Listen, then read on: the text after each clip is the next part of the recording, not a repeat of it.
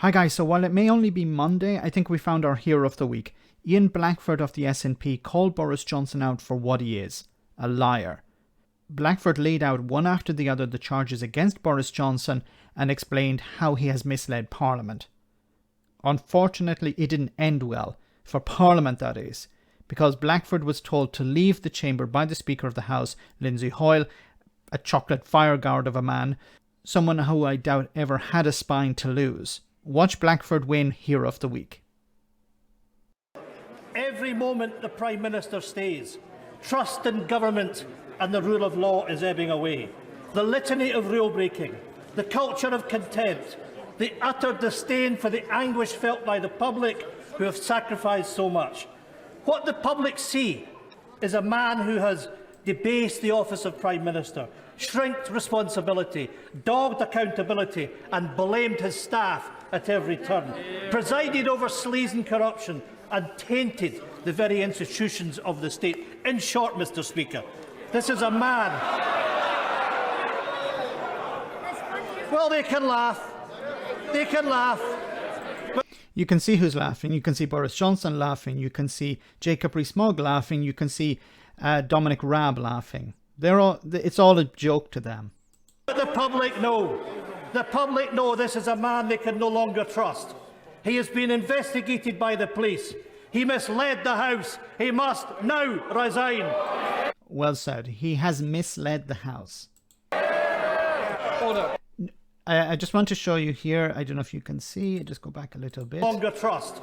He has been investigated by the police. He misled the House. He must now resign. So you can see here Jacob Rees-Mogg indicating to the Speaker of the House, he has broken the rules. He has broken the rules. He doesn't care about whether Boris Johnson lied or not, whether Johnson has misled Parliament. He's angry that he has been called out on it. Order. You'll have to withdraw that last comment. Mr Speaker, I gave the evidence of the 8th of December. Order. You're going to have to withdraw misled. Mr Speaker, the Prime Minister has misled the House.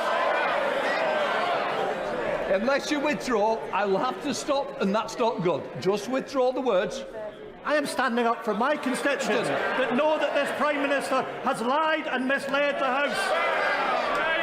Give me the paper. Give me the paper.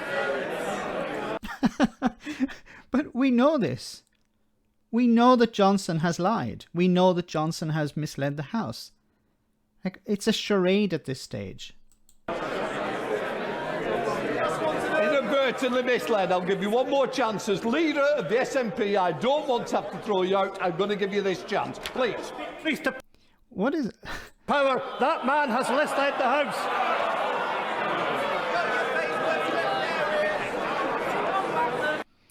I can see Therese Coffey. Why is she sitting down here on the left?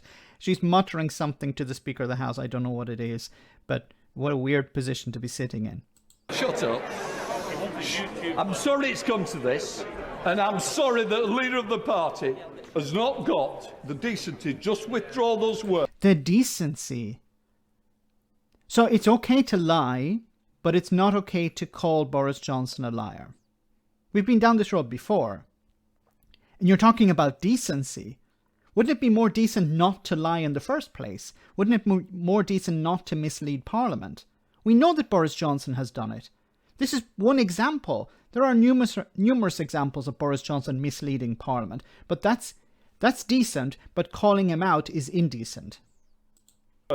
In order that this debate can be represented by all political leaders. Would you like to inadvertently?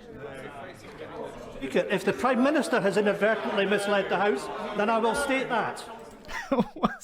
If he has, then I will state that. So it's now the onus is on Boris Johnson to correct the record or to explain the situation. But of course he's not going to do that. Right, we're going to leave it at that. Prime Minister.